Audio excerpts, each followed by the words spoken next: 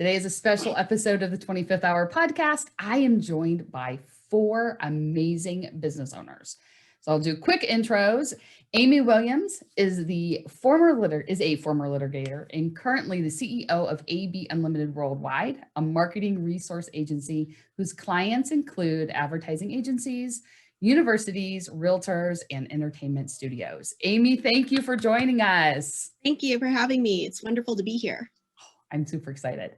And Dr. Ruth Allen Ollison of Ollison Elsberg Associates helps people in organizations solve communication problems. Thank you, Dr. Ruth. You're welcome. Thank you for having me. My pleasure. Sharon DeLay owns Go HR, an HR consultancy designed exclusively for small businesses and small business needs, including compliance, recruiting, training, and benefits assistance. Thanks, Sharon, for being with us today. Thrilled to be here. Thank you, Lisa. You are most welcome. And last but not least, Traci Bakenhaster, the founder and CEO of Design and Renew Career and Finance Coaching, empowers women to find their purpose and live in financial freedom.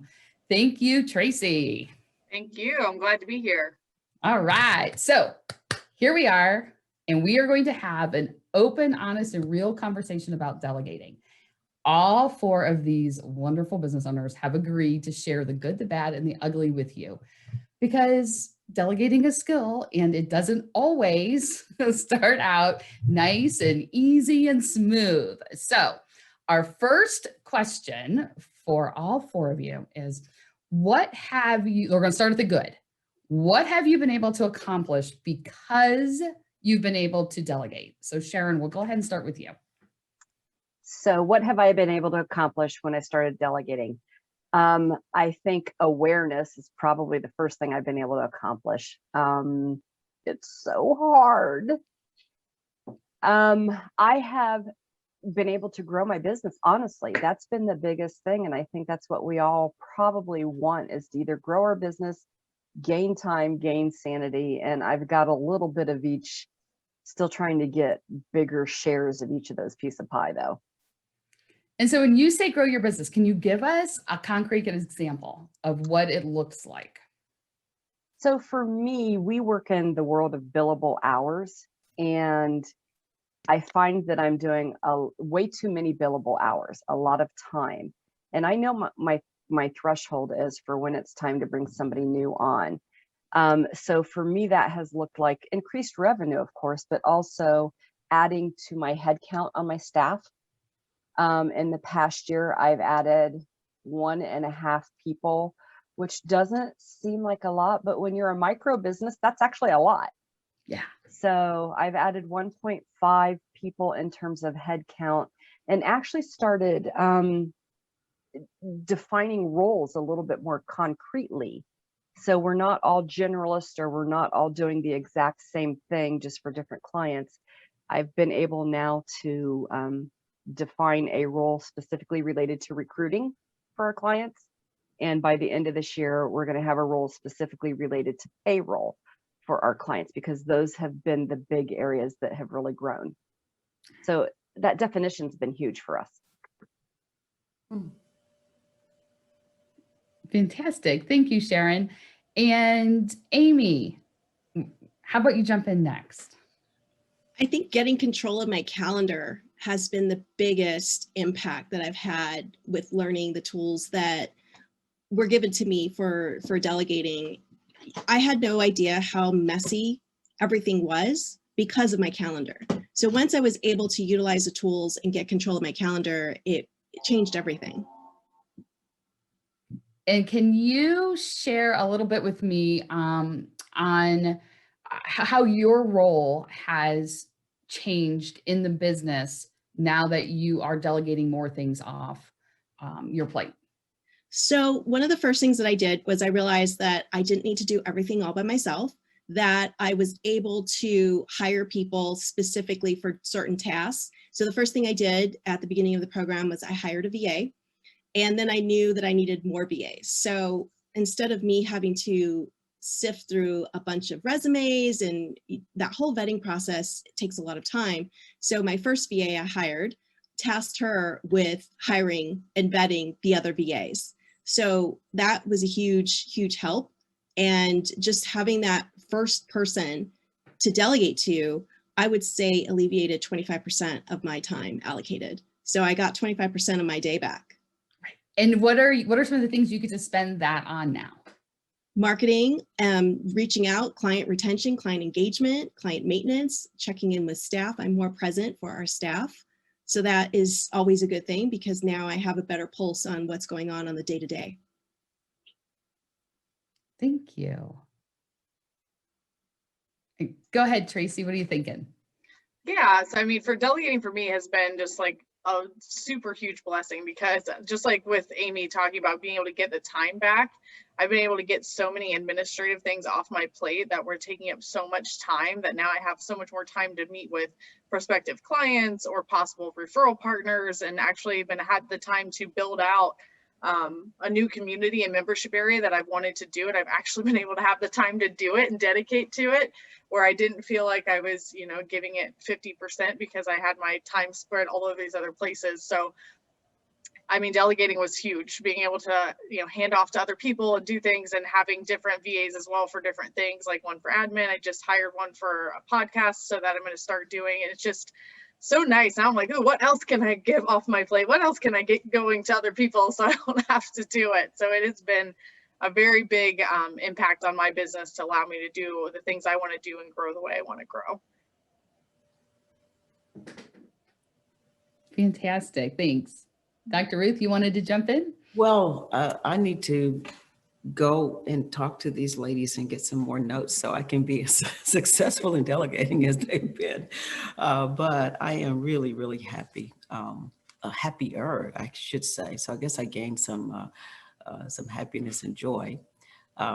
First of all, at the prospect of delegation, I don't know if I thought about it as a real skill. I knew it was something that I needed, and I needed help. So I have to say that there was somewhat of a sadness trying to get my arms around everything that I had to do, and to climb the mountain that was always in the back of, well, you need to do this, you need to do this, you need to do this. So our time together helped me to just sit at the base of that mountain for a second and say, well, who is in my life? Who is on my team already? And then to be more effective in giving them assignments, and and by the way, in understanding that they are not me.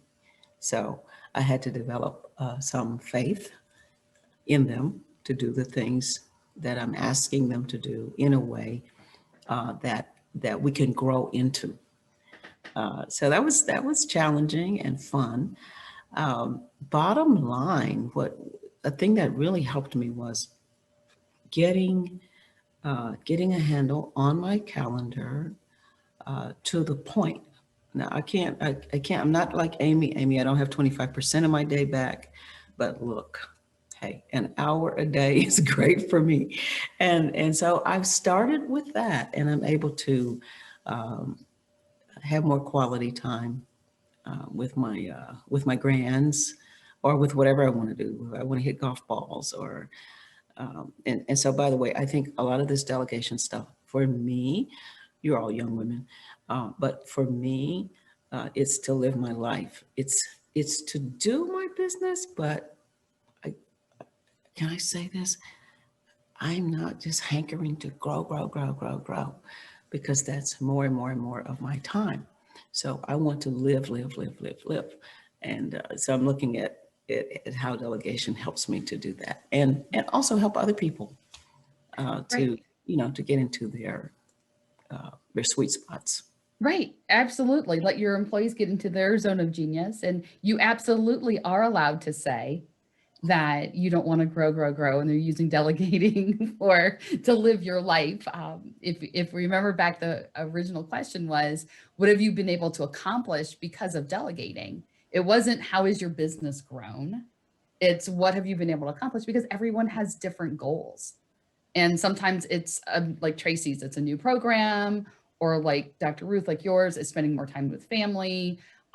there can be all sorts of, Amy's getting into doing marketing, Sharon's adding specialized services for her clients. Like there's all these things that are possible when you let go and when you believe and when you allow and when you learn the skill. So that's going to roll us into the second question, because we've heard what's possible. And you right here, the four of you are proof that delegating works. And it's not an easy path. So Amy, we're going to start with you. What's the biggest challenge that you faced with delegating? And how did you overcome it?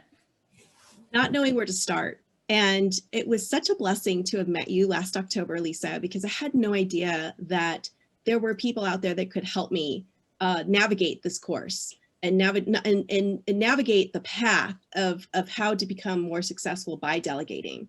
So when you gave me the first tools to work with in December, and that in itself was successful, I thought, okay, there's something to this. This is not my area of expertise.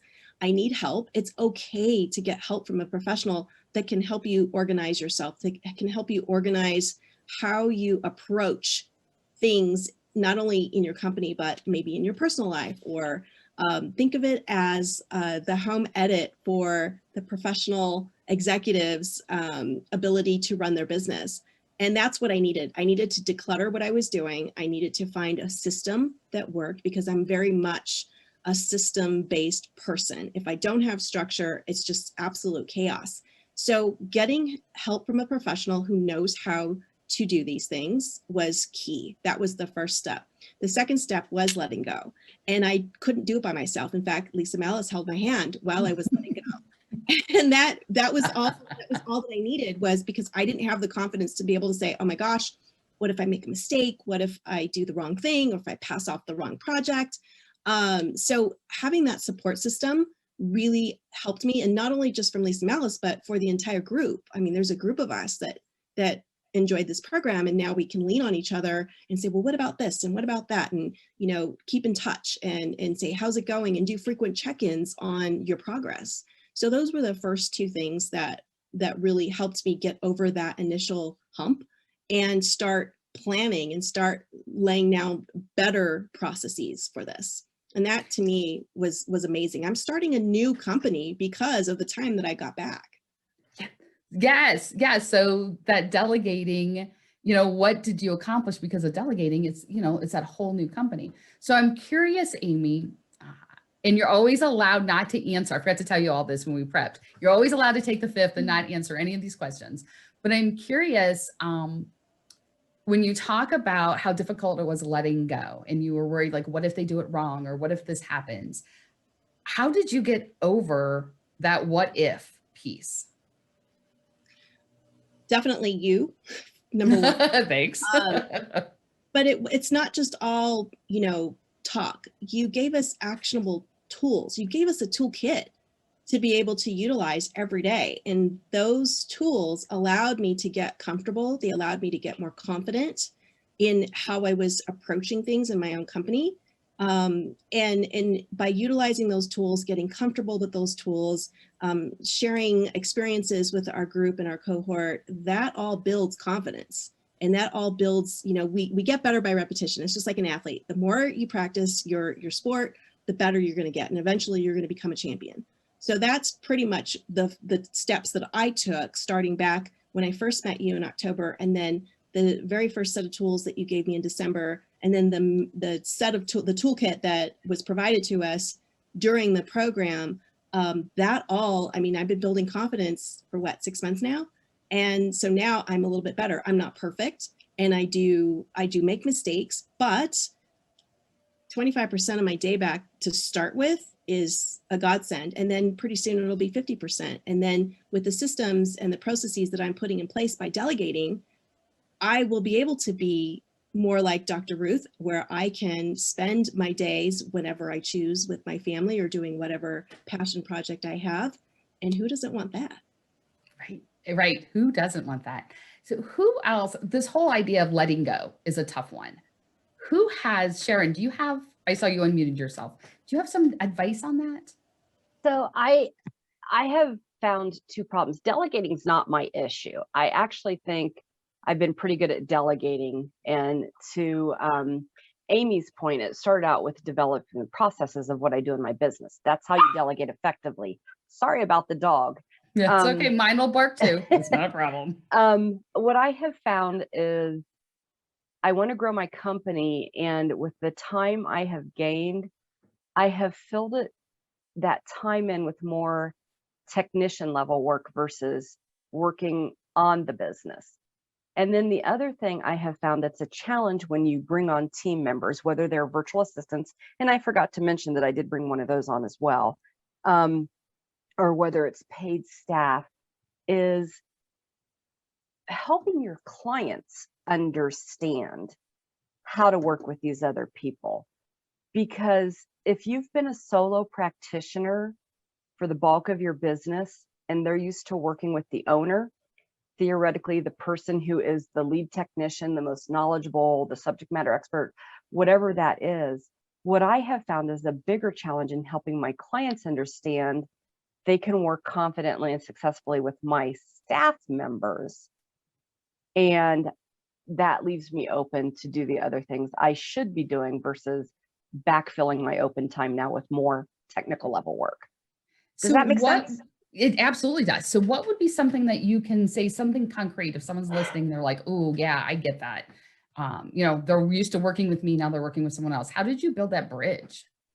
So one of the things I'm working on, and it is a process, I have to be honest, because sometimes it's just easier to pick up the call or pick up the phone and call the clients, the prospective clients, and talk to them. I have started to try to deliberately schedule time when a team member can be on the call with me. And I make sure I invite that team member to contribute to the conversation so that they can build up their credibility with the client. But then the other thing I always do is tell my client, you're going to be in really good hands with this person because of XYZ. But here's the other thing I want you to know. While this is your main contact, we are a team. We back each other up, and we are each other's resources when we don't know the answer to the question. And that includes me. I did it last night with one of my team members. I'm like, this is going on. How do you think I should approach it? And so I try to share that with the client so they know that it's a we, not a me, and that I have faith in my team and that I'm always going to be there to make sure what they do is good stuff. So I guess it seems simplistic, but that's how I do it. Yeah. Well, you're encouraging the client to understand that everyone you have on your team is as good or better than you. And then once they have an extension of right. you, right? Or they're not afraid to ask the questions of one of us to get the answers they need. Again, I truly believe kind of that hive mentality. We are better together type of situation. And if I were to, I used to say get hit by a bus, but somebody said that's a very negative outlook on life, Sharon. So if I were to win the lottery, I have absolute confidence that my team could step in and take care of our clients while I'm sitting someplace on a beach drinking lots of Mai Tais. Lisa, that's a very provocative thought that you said, that your team is as good or better, because oftentimes we find that the bottleneck is the team, or it could be us as individuals. And one of the things that I appreciated in the toolkit was that we were able to identify exactly who and what we needed for whatever project or for whatever task or job position. And so we were able to sort of nip that in the bud and get that talent retention that we needed, because now we were able to identify what exactly it is that we needed instead of just hiring a body for the sake of hiring a body because we think we need that person in the first place. So that was huge. Yeah. And I would add to that, the reality is nobody we hire or bring on is ever going to do things the way we want them done, because we have unique expectations. But none of us sitting here on this call will ever do things the way our clients really, truly want them done. Our obligation is to ask the client what they want and need and do our best to meet that. and to check along the way that we're providing what it is they need. That's how we learn.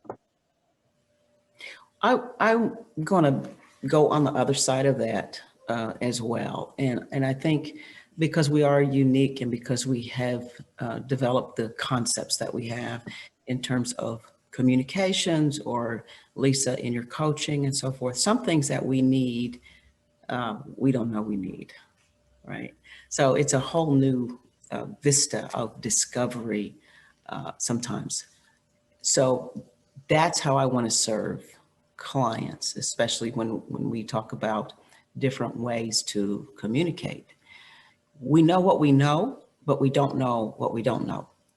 And I think that's how we help each other. So in many ways, and I know, Sharon, I'm pretty sure you do this too, that you far exceed the expectations of clients. That's why we have clients.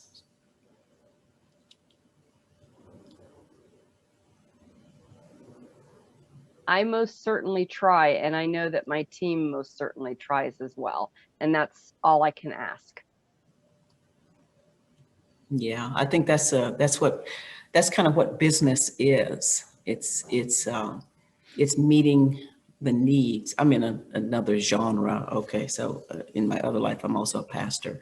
So it's about meeting needs and helping people get to a different place. So the fact that you do the human resource part, that means that your clients can really focus on, now, what do I really do? So I like to, in our communications business, I help people develop their messages. And then now that you have a message, how do you develop it? What's the essence of it? And then how do you get it out? And do you even know that you have a right to have a message? So, that's fun. And it's really an adventure in discovery, which I love, that the delegating, that DLAP, I call it DLAP, delegating like a pro, that helps me do that too.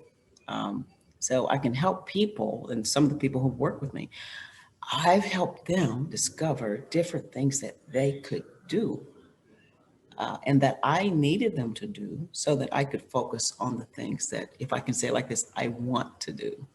That, right? I love being at a stage in my life. The people, what do you do? Well, just about whatever I want to do. So I think delegation helps you do that. So thank you again, Lisa. And this whole team, I've enjoyed so much being a part of that cohort to discovery. I don't have it all right yet, whatever right is. I don't have that yet, but I'm okay not being okay with some things. Mm-hmm. And I think that that's one of the most important things I want to make sure that we hit in this episode, is that it's a process. And, as great as the four of you are at delegating, there are still things that'll glitch. Sharon just admitted, with the open time I created, I fall back into the technician role sometimes. And I know, Dr. Ruth, we had a conversation a couple of weeks ago about how, sometimes I still have to step in and do things because of the urgency of getting it done, or because I'm the owner and I need to be seen. It's easy to backslide or slide, all of that, because it's a skill. And I don't know that it's one we came out of the womb knowing. I don't know anyone who just seems to be a natural born delegator. I think we see natural leaders sometimes, but I don't know that those two things always go hand in hand. Traci, go ahead, Sharon. I was going to ask you a question. Do you think we're not natural born delegators because it's difficult as human beings to ask for help? I would agree with that. So. Mm-hmm. Yeah, completely. And I think the main thing that I learned too is that I don't have to go this alone. And, find yourself an accountability buddy. Find yourself a group of people that you're comfortable with, that can hold you accountable, but also that you can exchange ideas with. I mean, for the last year during this entire pandemic, I've seen Dr. Ruth, I've seen Sharon in other platforms and in other courses and other webinars. And so we know each other. We all go to the same watering hole for our education. So I would recommend finding an accountability buddy, finding yourself a group of like-minded individuals that you can exchange and share ideas about this with. That really helps you stay the course when it comes to delegating. And to your question, Sharon, like I was raised that hard work was something to be proud of. Like in my husband's family, good eaters. Like if you were a good eater, it was the highest compliment you could ever get in his family. In my family, it was hard work, and hard work equated number of hours working. And so if I were taking work off my plate and giving it to someone else, then if I look back at how I was raised, not right or wrong, but if I look back at those lessons learned as a young child, that meant I was being lazy because someone else was doing what is quote unquote my work. And so to your question, Sharon, you know, like, why is it that maybe we aren't natural born delegators or it becomes hard? I think there's a lot of reasons. You know, I'll hear people say, oh, I'm a type A personality. I just can't like, you know, like, I think there's probably some of that in there. I am an Gender exceptionally good martyr Puritan. Yes. Oh, woe is me, Alice. Whoa. I have to wonder if there's a little bit of, because there are 5 women here, I wonder if that's a gender thing as well. I notice when you talk, when I think about delegating, I think about asking for help, right? And I'm just noticing this. The guys in my life have no trouble with that. Can you get me this? Can you get me that? Can you do this? Can you pick this up for me? Can you order my prescription? You know, it's always doing something. But with me, it's like, oh, I have to do this. I have to do that. I've got to run over here. I've got to run over there. And so I'm just looking at that, right? So trying to like go to that masculine side a little bit and ask for help. I'm serious. If you already had this, my husband, don't let him see this, okay?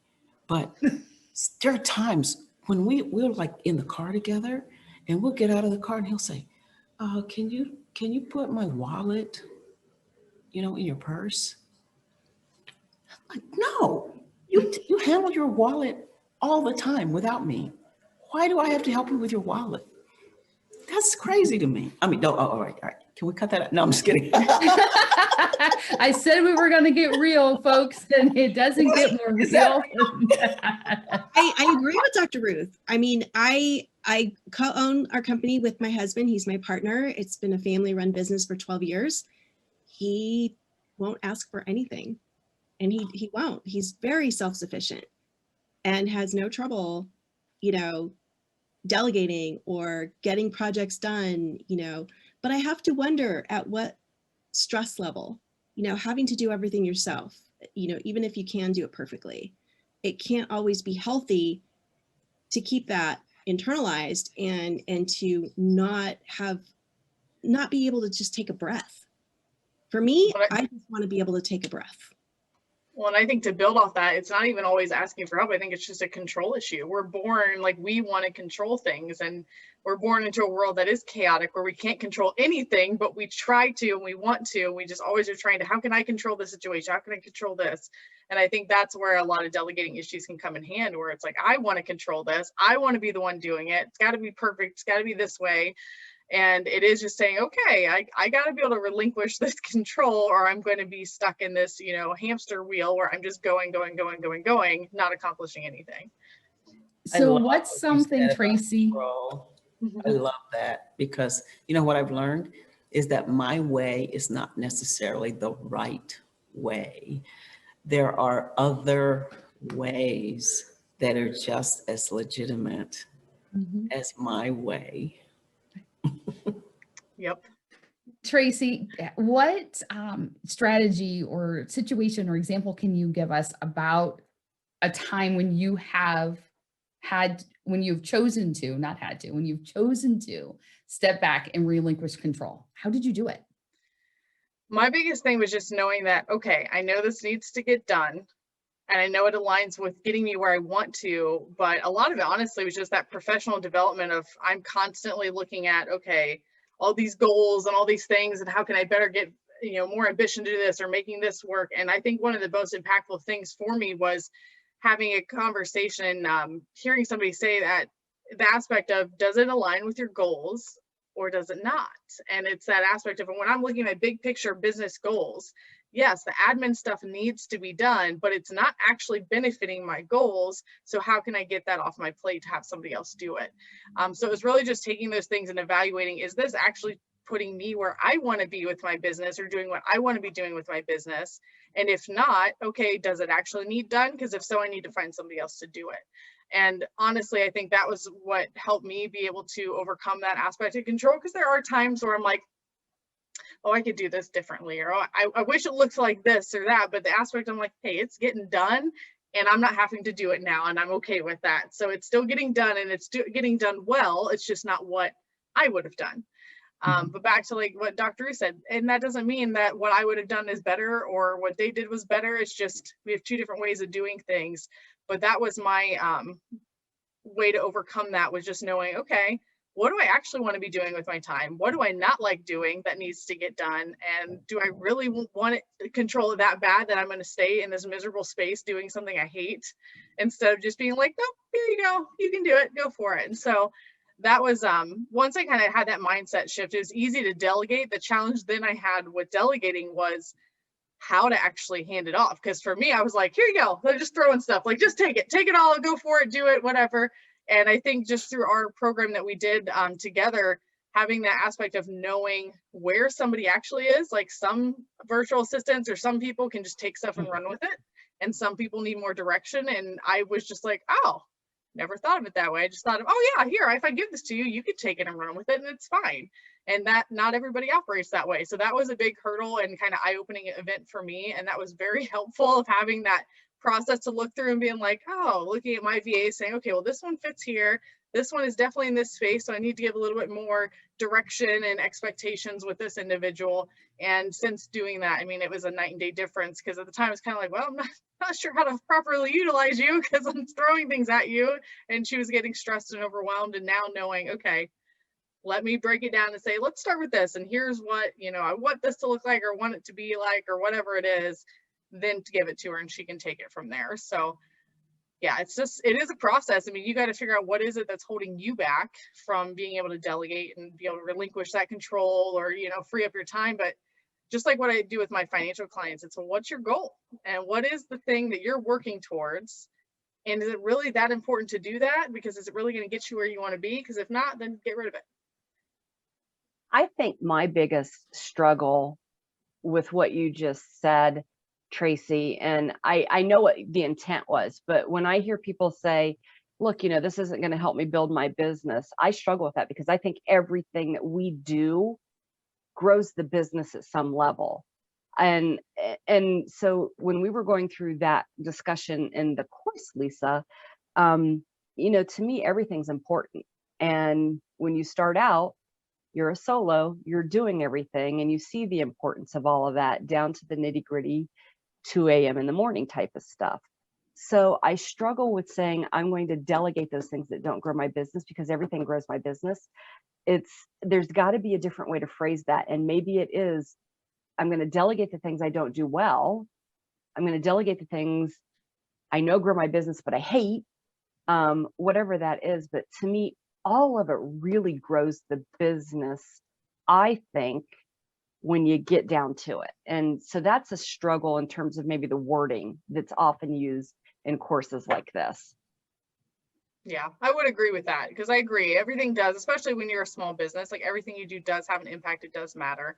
I mean, social media is a big one for me. Like, yes, social media is huge. I get that. It's very valuable. I was not consistent on it. I hated doing it. It was absolutely horrible. And that was like the very first thing I was like, get it off my plate, get it off. I don't want to do this anymore.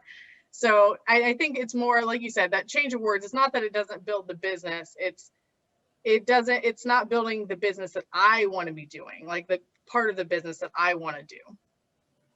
Yeah, I think we get to, when we start businesses and organizations, we have dreams and visions of what that's going to look like. And we have a skill, we have a gift that we're going to put out there and help people. And then over the course of time, we have to spend so much time keeping the plates spinning that if we're not careful, we can forget, now why did I do this? Because all the other stuff gets in between us and whatever that wonderful talent is that we had. So my hope is that learning more about how to delegate gets me back in touch with that original dream and vision of what I was trying to do. One of the things, Traci, again, to go back to something you had just said, not that I'm promoting another course, but a coach in another program that I'm an alumni of, flat out asked me one day, what is it that you want to be doing in your business? Because so many of us don't really ever ask ourselves that question. We know it has to be done. We hire people and know what we want to give them, but we don't necessarily follow through that question, say, what do we want to be doing in our own business? So I've actually started writing a job description for me as the owner, the types of things I want to be doing in my business, like the business development, the public speaking, which is marketing for me, developing that content. So Lisa, you mentioned an email I sent out last night. That's what I mean by developing that content, right? I spent 3 hours researching that information on multiple sites to make sure I had a concise description of some of this stuff that ended up being, an email that long or whatever. But that's the stuff I want to be doing. And I have to communicate that to this team I've built. So they know where they can step in, where they can raise their hand, and they know what, if I'm complaining about something, dare I say bitching about something, they raise their hand and say, that's not on your job description, let me take it. And so they help me help delegate too. I like that. I love that idea of like filling out, here's what I want my job to be, and this is what it should be in my business. Yeah. Oh, I love that too. All right. So we are going to switch to our last question because we could sit here and talk about delegating, I feel, for hours, and we're not, because we'll just do another episode later.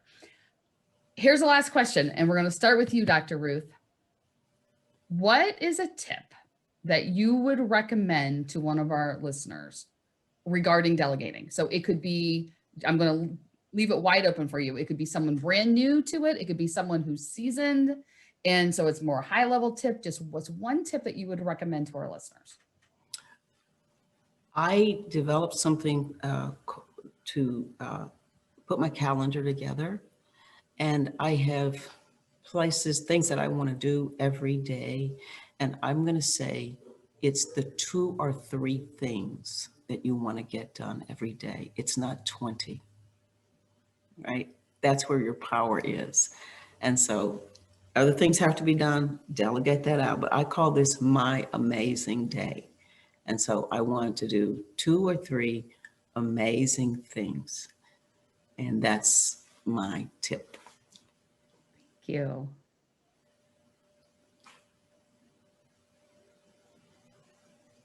Go ahead, Amy. Go ahead.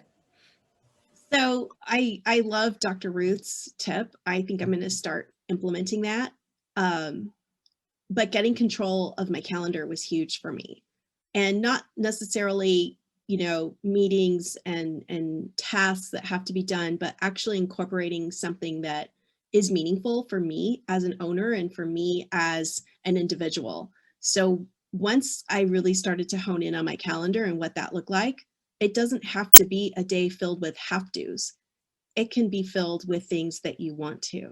And that was huge for me to learn. And I never, ever, ever start a day without first having a practice of gratitude. That has been huge. And it was a game changer for me and for our company. So your calendar can have wants. It doesn't have to have have-tos. That's my tip. I would say my tip is, and this is really hard for an HR person to say, is not everybody has to be an employee.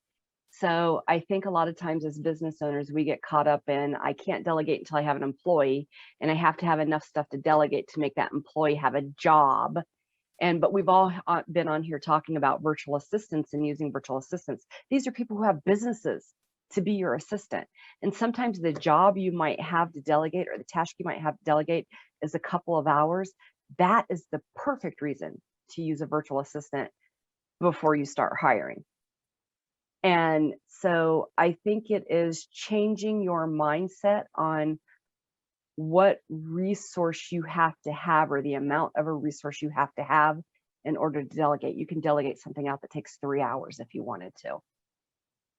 Yeah. And I think to your point, Sharon, if we look at it as you can delegate a task, and the task can then move into a project potentially, and then that project can potentially move into a role, and that we don't have to start at role and work backwards. What's your advice, Traci? Yeah, I think mine's kind of similar to Sharon. I mean, one of my favorites actually hanging in my office. It's a quote by Christy Wright with Business Boutique, and it was, "Ready is a myth." And it's that concept of, if you just kind of keep trying and trying, oh, I can't do it yet. I'm not ready yet. I'm not ready yet. I'm not ready yet. You're never going to do it, because we're never actually going to be ready. And so I think having that aspect of, okay, I'm never actually going to be ready to delegate. I'm going to have to just take the leap and do it, but prepare for it. Like Sharon said, it doesn't have to be everything. It could be like, let me just write out a list of all the things I'm doing. What do I enjoy doing? I'll leave those over here. And what are a few things that I hate doing that I know need to get done for the business? And start with those. Like I said, for me with social media, I'm like, that is a huge one for me. I hate it. It's awful. And I had no problem being like, let me just start with that. Somebody else post on my Facebook and Instagram consistently for me.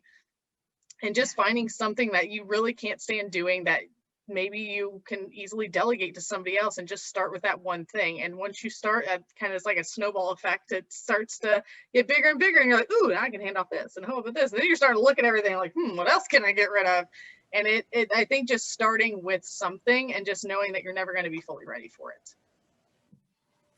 I don't know. I love that Can quote. I say something? I don't know if I'm going to contribute to my delinquency, but I stopped making my bed.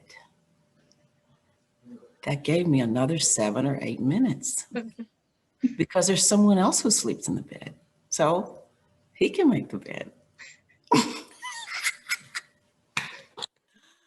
Oh, you created a monster here. So I'm having. Oh, I hired a cleaner. That's always nice. Oh, that's great. It's great. Yeah. Yes, I agree. So my tip, and I keep this because I will, left to my own devices, as you all know, I will revert back to working from the second I wake up until I fall back to sleep, right all the way through, no need for meals or anything like that. And so I have to continually put systems around to keep in structure, to keep myself on the straight and narrow. Otherwise, I'm one of those do what I say, not what I do people. So to stay authentic. So I have a Post-it note that I keep on my monitor that says who, not how, because I love to be tactical. And so I want to jump into the how. But when I can think who's the best person for this, not how do I do this? Because I always want to solve the problem. But to Traci, I'm laughing now when you're talking about social media. So that was my project through our time together, as I was delegating out my social media. And yesterday, it's taken us about a month to get a good handle on it. And yesterday, Kylie had this amazing idea for a Facebook Live that I don't know if I ever would have thought of. And I thought, and I just emailed her and I said, why did it take me so long to give this to you? Because these are great ideas. And that every time I get frustrated about the bumps in the road, I remember that I have hired really good people who have really great brains and really great skill sets, and they will come up with really great ideas. So, I agree with that. I was actually in a conference. I just want to give this because it ties exactly into that. And then some of, in that aspect of, okay, I'm not always the best person, but you also look at it as, if I do this, I'm taking a job away from somebody. I could just give somebody a job. I could be able to pay them to do this. I could give them employment instead of being like, nope, I'm going to take this job away from you. And that was just really like a mind shift. Like, wow, I never thought of it that way. Like, oh yeah, by me holding on to all these things, I'm taking opportunity away from other people, which is also in turn hurting me and my business. And that is the perfect place to end. So thank you, Traci. That is a perfect close. All of a sudden I was sitting there thinking, I don't have a really good close for this. And you just nailed it. So thank you, Traci. Sharon, Dr. Ruth, Amy, Traci, thank you for sharing your stories with our audience today and with me. It's easy to say, oh yeah, my business grew because of delegating and it was a smooth path the whole way. Like, we know that's not true. So thank you for being honest about the good and the challenging aspects of it. So thank you all so very much. Thank you, Lisa. Thank you. Yes, thank you. Bye, everyone.